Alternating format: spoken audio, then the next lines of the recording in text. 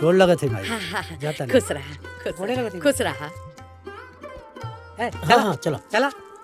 अरे सुनी जी, दही शक्कर तक खा के जाई। हाँ ले आवा। जतरा सफल हुई।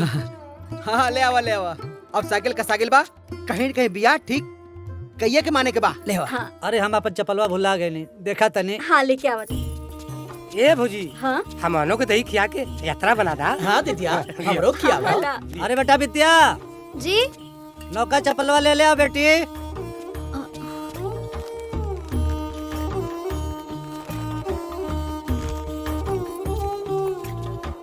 हाँ ले आओ बेटी।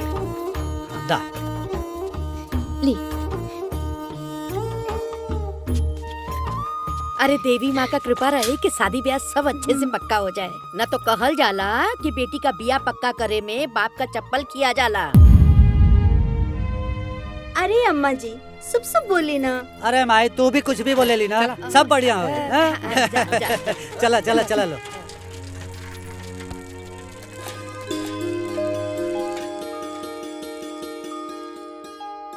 हाय देखे BSc 96%। हाय देखे 12वीं 94%। हाय है फोटो।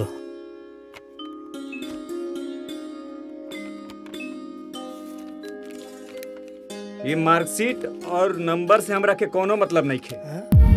ये बतावा माल कितना देबा माल? देखी हम गरीब आदमी है, रिक्शा चलाई ना, लेकिन कुछ न कुछ तो करबे करब अपनी बिटिया खाते। जब औकात नहीं बते मर्दवा काहे आ गइला? भैया जा यहाँ से।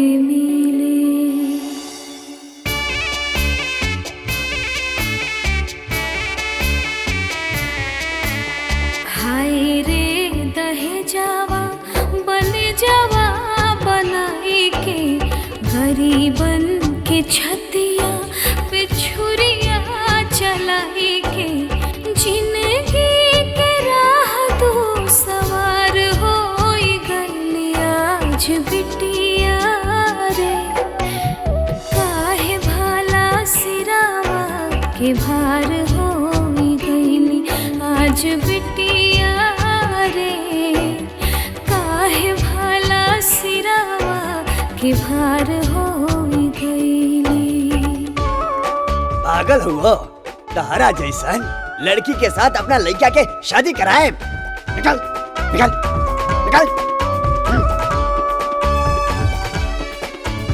द्वारे द्वारे जोगिए गो फेरा देला जैसे बाप बहू रहवा द्वारे द्वारे घूमे होइसे। बेटी वाला घोड़ावा पगड़ी झुकावे, बेटा वाला सोझ मुँह नहीं बतियावे। लक्ष्मी दहेज के शिकार होई गइली आज बिटिया रे। काहे भला सिरावा के भार होई गइली आज बिटिया रे। काहे भला सिरावा के भार होई गइली।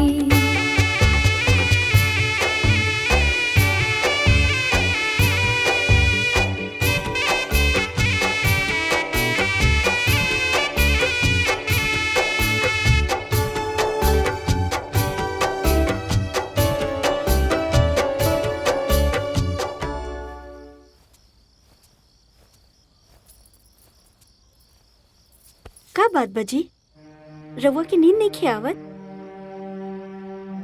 जौना बाप के कुआर लड़की हो ओकरा नींद कैसे आई बतावा।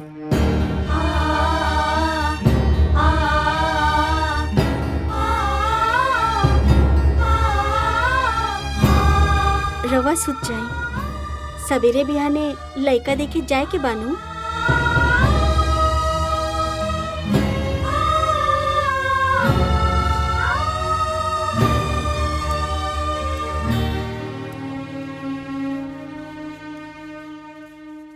विद्या जी तनी धोती कुर्ता चप्पल ले आवा बेटी।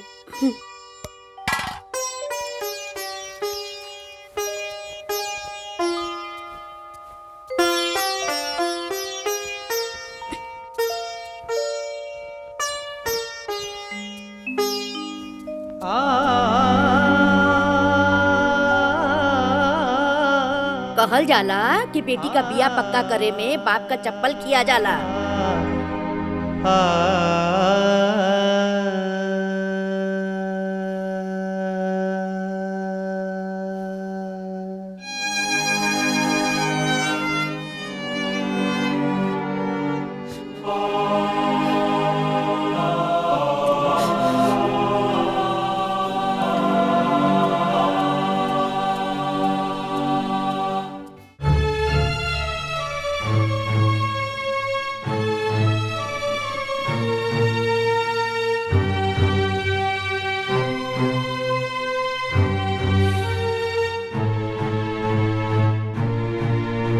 और बेटी हमरा पसंद भी है। जयवीर जी, हाई फोटो ले जाके अपना माइक दे दो जी, वो देख ले। लिए आप लोग? अरे नहीं आप नहीं, अरे आप नहीं, आप लिए।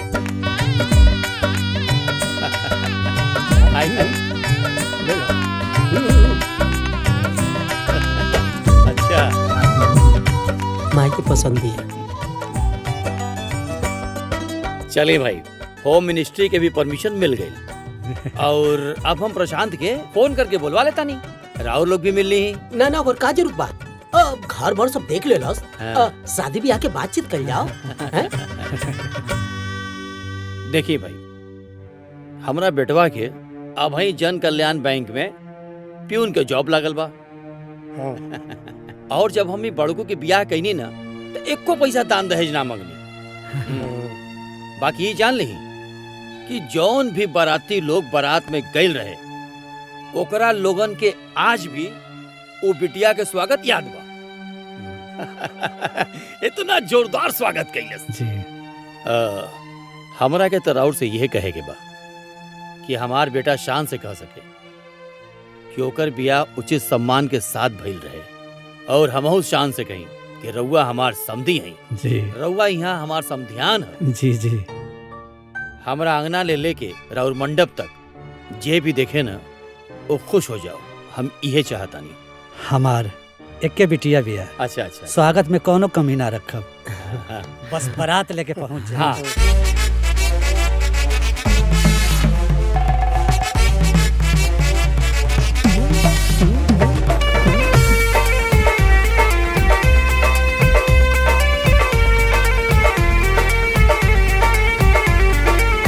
सिया सुकुमारी आजू बनली दुल्हनिया, सिया सुकुमारी आजू बनली दुल्हनिया, राम जी बनले दुल्हा, राम जी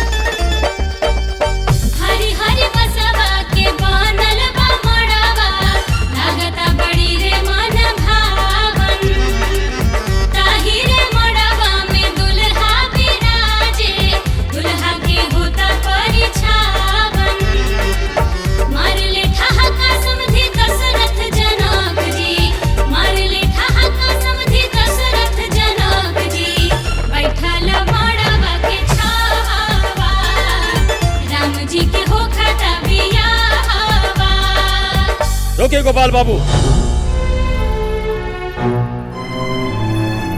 वाह गोपाल बाबू वाह, हमरे बेटा के चानी के सिकरी पहना उतारा, बारातियन के स्वागत में तू लड्डू से पानी पिया उतारा, छीना नहीं के। अरे अरे हम ना जनली के इंसान इतना बड़का भिखारी होई। अब दहेज ना मंगनी देकर का मतलब, तो कुछ होना देबा, रुपया पैसा तो छोड़ा, अरे कम से कम हमरा प्रतिष्ठा के मुताबिक तो तोके गहना गुड़िया तो देवे के चाहिए। बाहर तो ये सुने में आवता कि जौन गहना तो अपना बिटिया के पहनीले बड़ा वो असली सोना ना है। अरे गोपाल बाबू, तू तो हमार प्रतिष्ठा पूरे समाज में मिट्टी में मिला देला। तुहार बिटिया कितना सुंदर बिया, ओकरा के कितना नंबर मिलल बा, ओकर कोनो वैल्यू नहीं खे। वैल्यू मतलब जाने ला, वैल्यू मतलब समाज में प्रतिष्ठा चाहिए।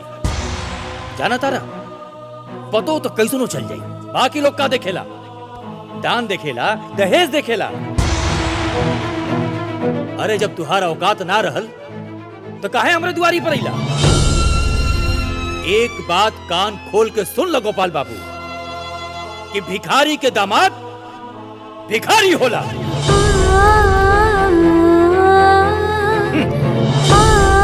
भिखारी बाप, भिखारी परिवार, भिखारी समाज। तोहरा जैसन भिखारे इंसान के औकात हमार समधी बनल तो दूर, अरे तू तो हमरे घरे में नौकर बने के बराबर भी नहीं को।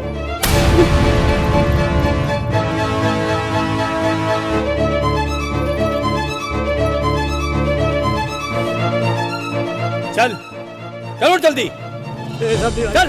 सब्जी भाई रुकिए, अरे छोड़ा नहीं, सब रोवे धोएगा ड्रामा। सब्जी भाई, सब्जी भाई धोखेबाज कहेगा।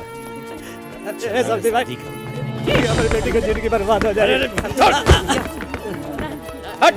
सब्जी भाई चले बैठ गाड़ी में, सब्जी भाई रुक बैठ गाड़ी में जल्दी। बेटी की जिंदगी बर्बाद हो जाए। इस आदमी बात छोड़ी सब्जी भाई। चल ड्राइवर।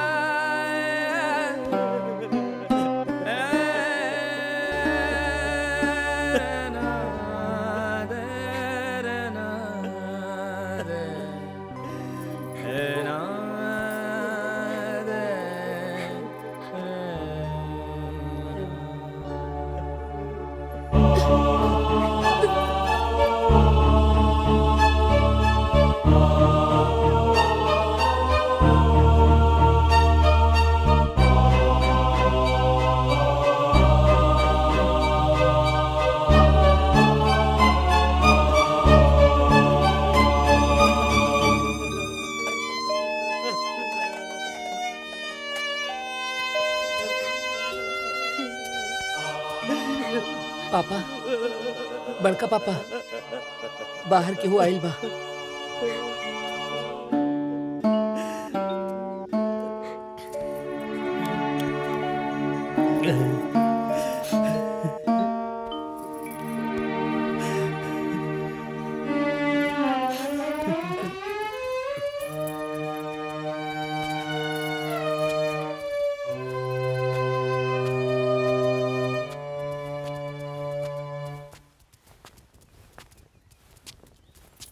गोपाल जी, हमनियों को जन सट्टा बयाना का पैसा बाकी बा न, ओके क्लियर करी। दूसरो जगह सट्टा बा।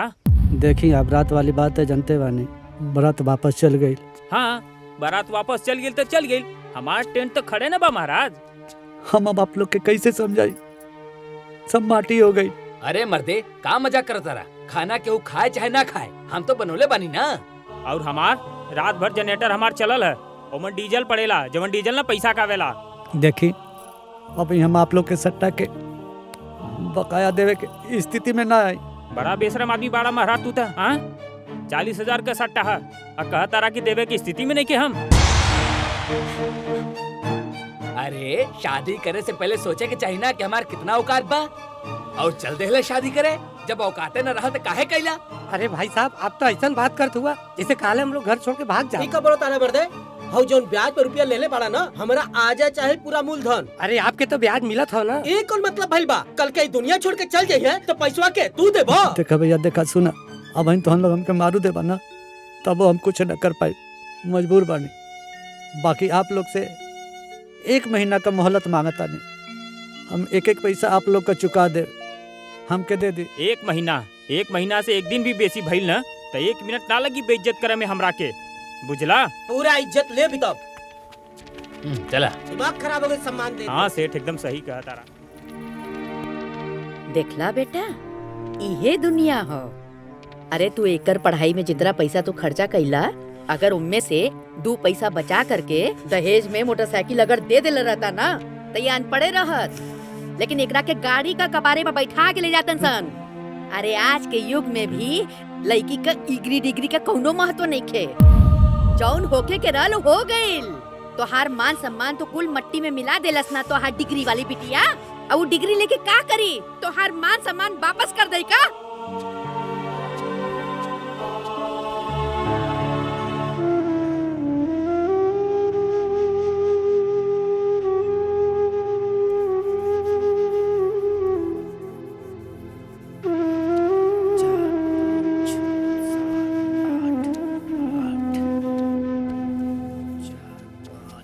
बड़का जीजा, ए बड़का जीजा, अरे ये सब काम धाम छोड़ी।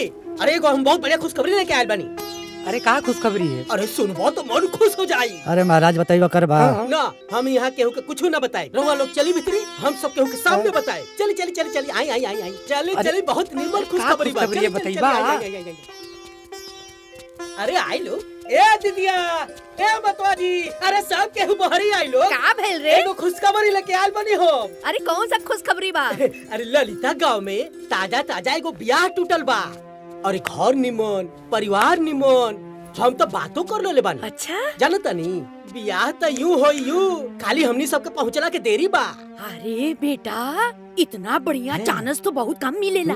जाके ब्याह तय कर दा। अरे अब सोचत का बाड़ा? अरे कम से कम कपार पर से भार तो कम हो जाए।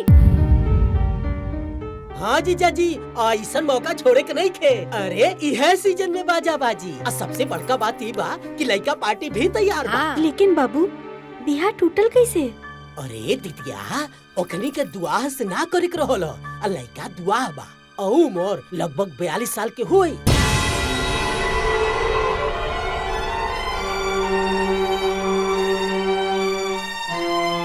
42 साल के दुआ से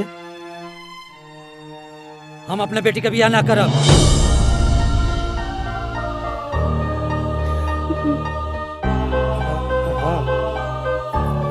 अरे तू पागल हो गए बाड़े? अरे इतना बढ़िया रिश्ता चल के खुद आवता, तू उम्र गिना ताड़े हैं?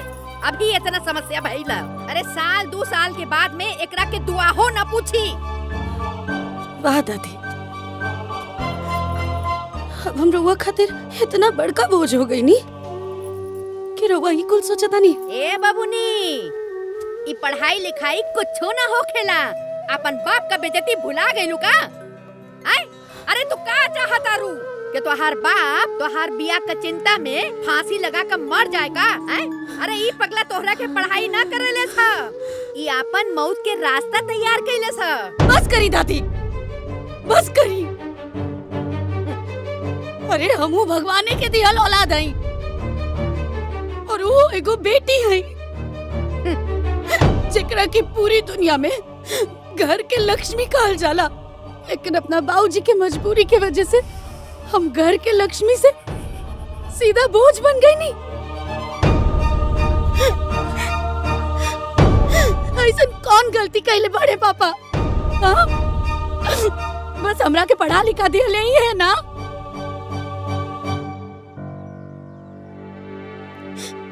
ये बाकी उनके सजा मिल रहा बा ना, इस समाज से, घर से, रहुआ से।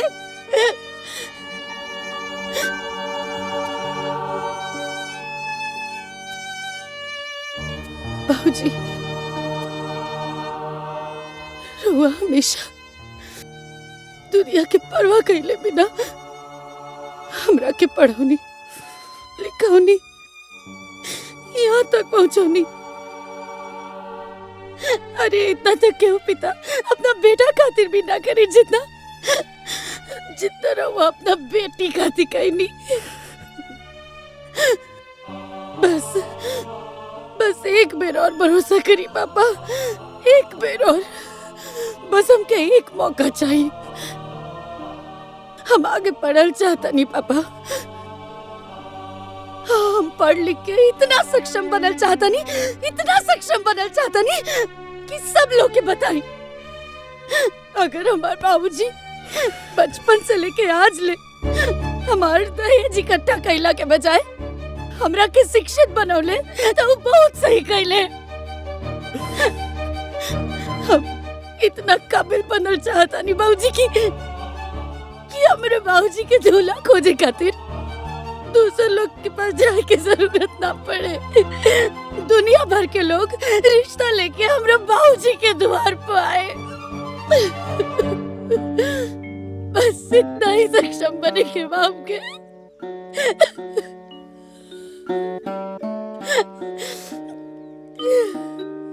और हम रउआ से वादा करता नहीं,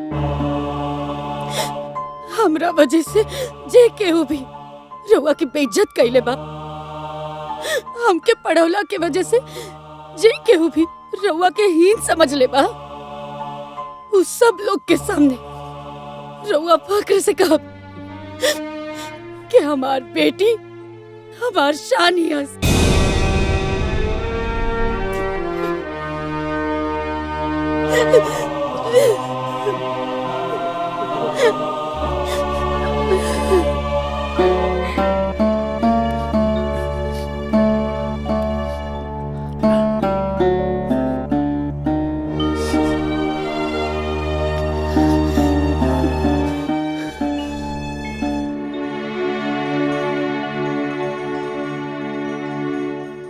बताई अम्मा जी, कतना बढ़िया रिश्ता आयल रहल।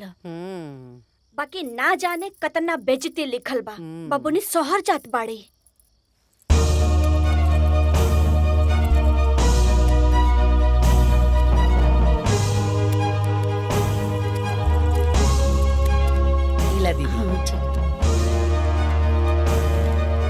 बेटी कह देली, अब आप हाँ में हाँ मिला देल।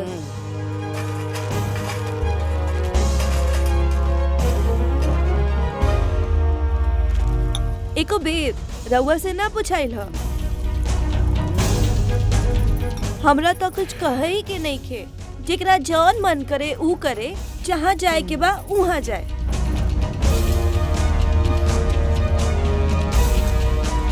अब भगवान जाने का हुई।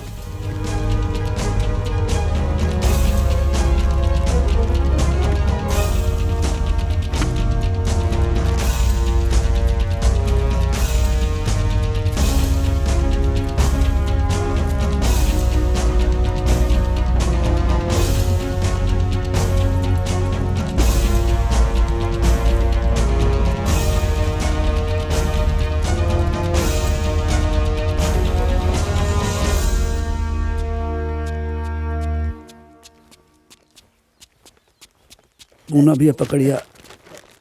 बिटिया देखा, अच्छे से पढ़ाई लिखाई करिया और अपन ध्यान रखिया। हाँ माई, तू भी ना खाना पीना अच्छे से कहिया। ठीक। और बिटिया अपन ख्याल रखिया। प्रणाम चाची। अपन ध्यान रखिए माई।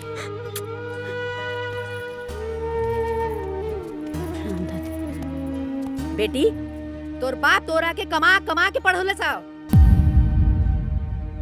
सुन, जो भी 2 पैसा बचौले से और बे मतलब का शादी ब्याह में खर्चा हो गई और दुनिया भर का कर्जा कपारे पे चढ़ गई बा।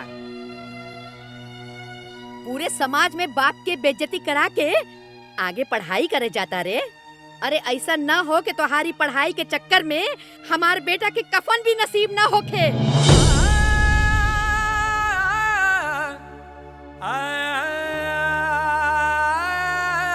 ओकरा के कफन खातिर भी हमने के दोसर के आगे हाथ फैलावे के पड़े।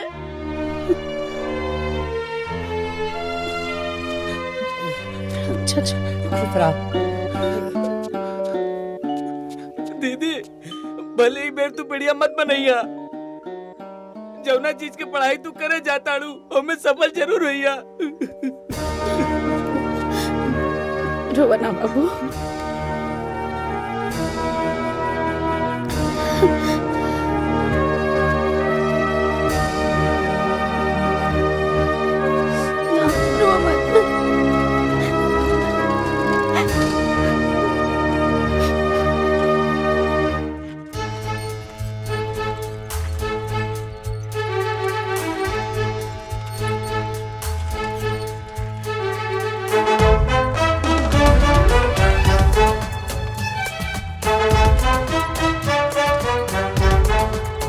भैया आजकल अलगा सिस्टम निकल गई बा। ये देखो मार्कशीट और सर्टिफिकेट दिखा के भी आता है कल जाता।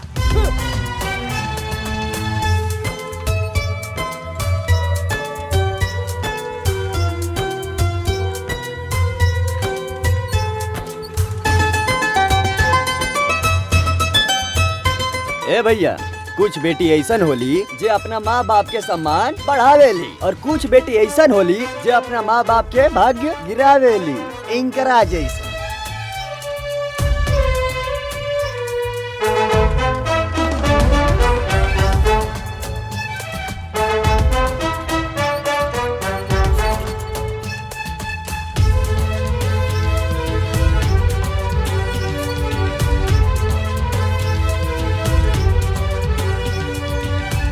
आई आई लखनऊ चलिए, लखनऊ चलिए, लखनऊ लखनऊ चल के बा। आई भैया लखनऊ चल के बा। जाई जाई इलाहाबाद होते हुए लखनऊ। सामान रख ला। सामान रखवा बा। सामान रखा। हाँ हाथी चली चली लखनऊ चली, लखनऊ जाई। हाइयो रखा। हाँ भैया। हाई पकड़ा। ए हाँ हाँ हाँ ए गोपाल ध्यान रखिए अपन। हाँ हाँ बिटिया वो का कह जला की हाँ हैप्पी जर्नी।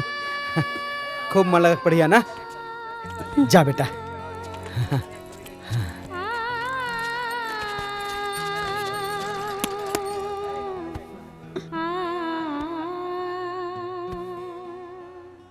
ए छोटू यहाँ आओ। जी भैया। ई उहे लेके बिया ना जेकर अखबार में फोटो छपल रहे, भारी बेइज्जती के साथ बारात मंडप से वापस। हाँ लागत तो उहे दिया। छोड़ा अपन काम कर। अरे पगली, ते काहे दुखी होता रे? अरे बहुत लोग के बारात वापस गइल बा। ये फालतू लोग के बात ना सुने के चाहिए। तोर बाबूजी हो ना तोरा साथे हैं?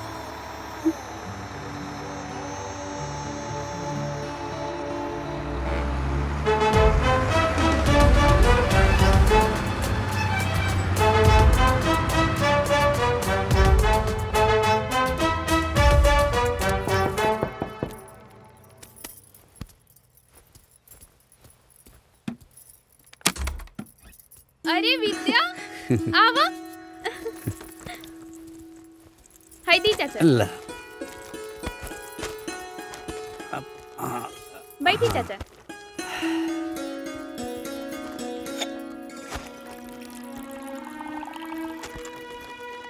ली चाचा जी। दा बेटा।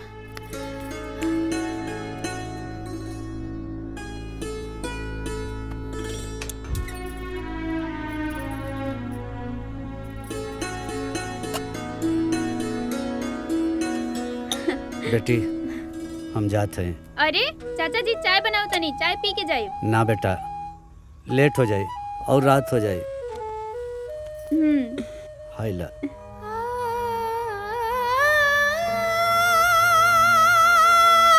भाऊजी रउआ हमार चिंता मत करो। अरे चिंता तो बेटी के कई जाला, तू तो हमार बेटा हुए। बेटी हमके दुनिया का परवाह न तब रहे ना अब है। हमके सिर्फ तोरा पे भरोसा है। ते छोट मोट काम करबे ना सब भुला जाए। तो के ऐसन काम करे के है, ऐसन काम करे के है कि मिसाल बन जाए।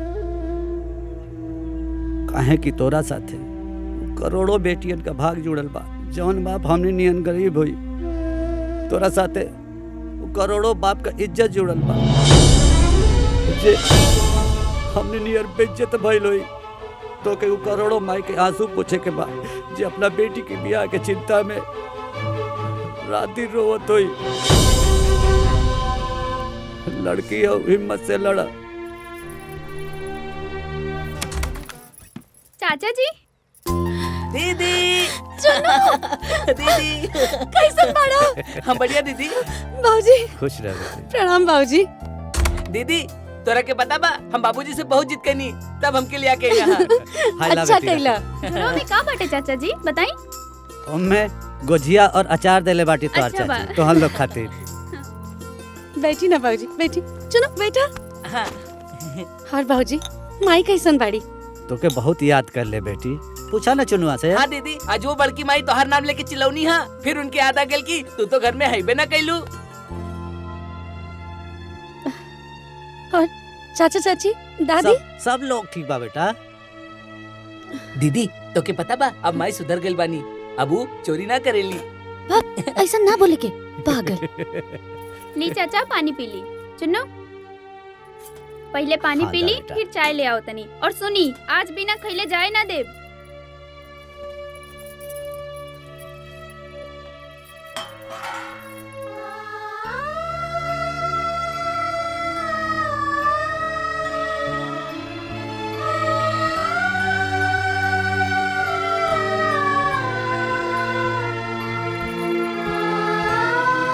बाबूजी रउआ कैसन बानी? देख देख हम तो एकदम फिट बानी।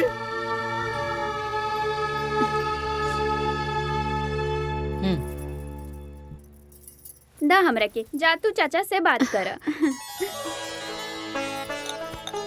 और बतावा पढ़ाई कैसन चलता? मस्त। अपन ख्याल रखिए हम बाबूजी। जाता नहीं जल्दी आई बेटा। अपन तो ख्याल रखिए। जी ठीक खाइला। है। बाबूजी एकर जरूरत नहीं खे। अरे बेटा पकड़ा तो सही है के।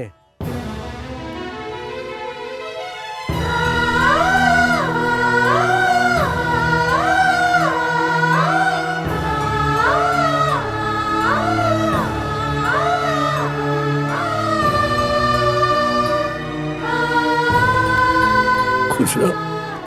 प्रणाम बाबूजी।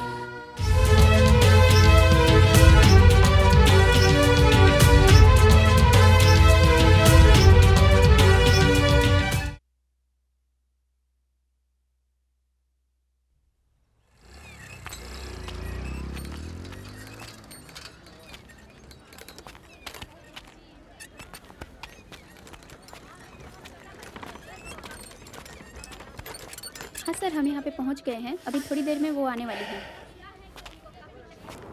अच्छा। अरे अरे ए महाराज ये रिक्शा आगे से हटाइए।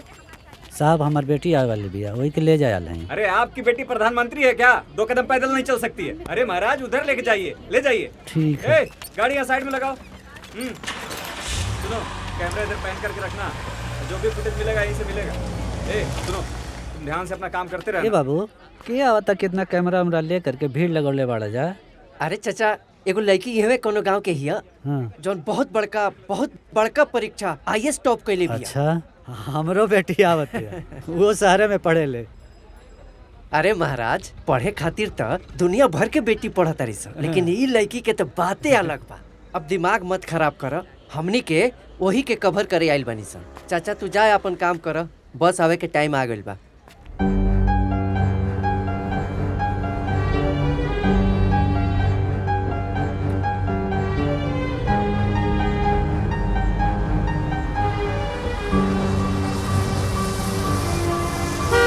हाँ चलो चलो चलो जल्दी चलो जल्दी चलो कैमरा अच्छे से चलो मैम मैडम जी, मैम इस जौन की धरती पर आपका स्वागत है। कैसा महसूस कर रही हैं आप अपने क्षेत्र में एक अफसर के रूप में आकर? जी बताइए हमको, जनता जानना चाहती है, सुनना चाहती है। हमारा चैनल पूरी दुनिया में आपका ये सफर, आपकी जर्नी दिखाना चाहता है। मैडम जी आप बोलिए, सच न्यूज़, सच्ची खबर अपने दर्शकों को बताना चाहता है। बताना चाहता है कि एक छोटे से गाँव से, कैसा फील छोटे से परिवार की लड़की आई है कि आप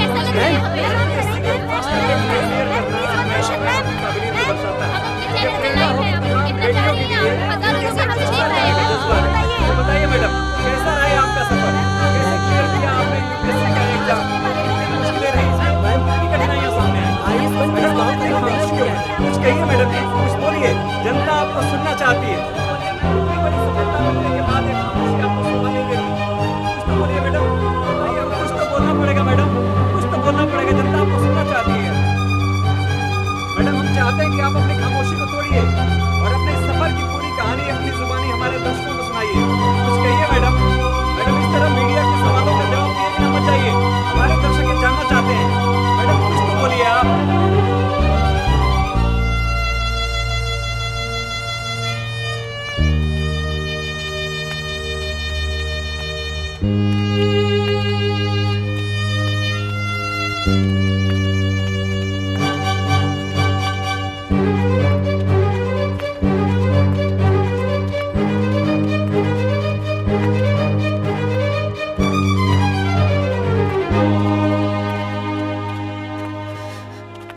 प्रणाम बाबूजी।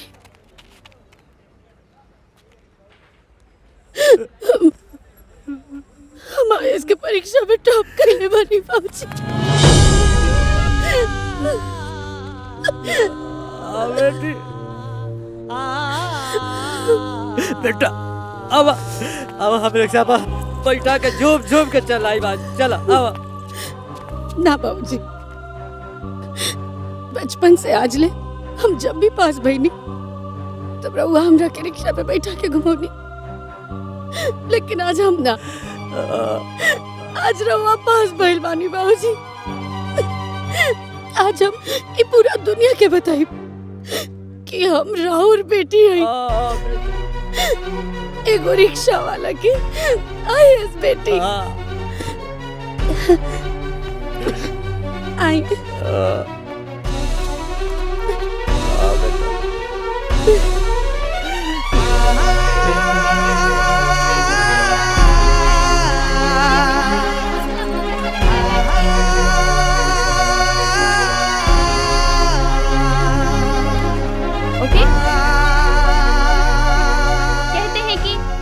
डर के नौका पार नहीं होती और कोशिश करने वालों की कभी हार नहीं होती। ये कहावत फिर से एक रिक्शे वाली की बेटी ने आईएएस टॉप कर ये कहावत साबित कर दिया है। जी ये वही विद्या जी हैं जिन्होंने अपने बाप का समर्थन ही नहीं बल्कि पूरे देश में अपने बाप का नाम रोशन किया है। किसने सोचा था कि 1 साल पहले जिस लड़की की शादी टूटने की खबर सुर्खियां बनी हुई थी, ठीक 1 साल बाद आईएएस बनने की खबर सुर्खियां बनी। विद्या ने जो मुकाम हासिल किया है वो हमेशा याद रहेगा। जिस रिक्शे पे इनके पिताजी इन्हें बिठा कर घुमाया करते थे, आज उसी रिक्शा पर विद्या जी आज अपने पिता को बिठा कर घुमा रही है। हमें फक्र होना चाहिए अपने इस देश की बेटी पर जिन्होंने लड़ते हुए ये मुकाम हासिल। और ये तो उहे लड़की है बिया जेकरा से कि हमने के बियाह तोड़ देनी जा। अरे ये तो आईएएस टॉप कर गई बिया। और अपने इस सफर की पूरी कहानी अपनी जुबानी हमारे दर्शकों को सुनाइए। कुछ कहिए मैडम।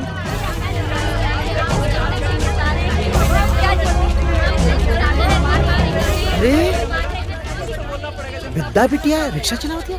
मैडम हम चाहते हैं कि आप अपनी खामोशी को तोड़िए। गोपाल भैया ऊपर बैठे ना, जरूर कोनो खुशखबरी बात बा। आप आईएएस बनने के बाद पहली बार यहाँ पर आई हैं। आपको कैसा लग रहा है मैम? मैम प्लीज बताइए। मैम बताएंगी? अरे वाह बिटिया रानी वाह। प्रणाम चाचा जी। खुश रह बेटा खुश रह। अरे भाई गोपाल भाई बहुत बहुत बधाई हो। बूंदा भगत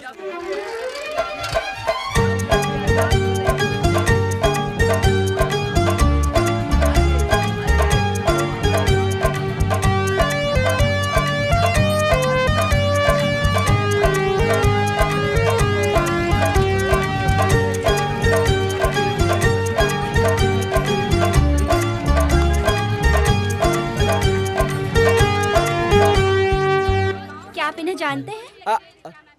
जानते नहीं, पहचानते भी हैं। अरे हमारी बिटिया है। ओ, गोपाल भैया, इसी की ब्याह खोजते खोजते उनका चप्पलवा खिया गया था। हाँ। अच्छा। और जिन लोगों ने रिश्ता तोड़ा है ना, आज उनके मुख पे कालिक पोती हमारी बिटिया ने। और जब स्कूल जा रही थी कॉलेज, हमारा सिनेमा चौड़ा होके बम बम हो गया था कि हमारी बिटिया है। विद्या जी, पहले आपके पिताजी आपको बिठा के घुमाया करते थे, अब आप अपने पिताजी को बिठा के घुमा रही हैं, आपको कैसा लग रहा है? बताइए विद्या जी, बताइए।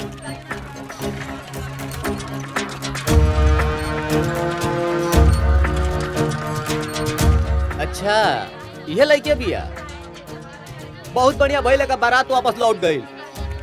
ऊ ससुरा एकरा लायक रहबे नहीं कैलक।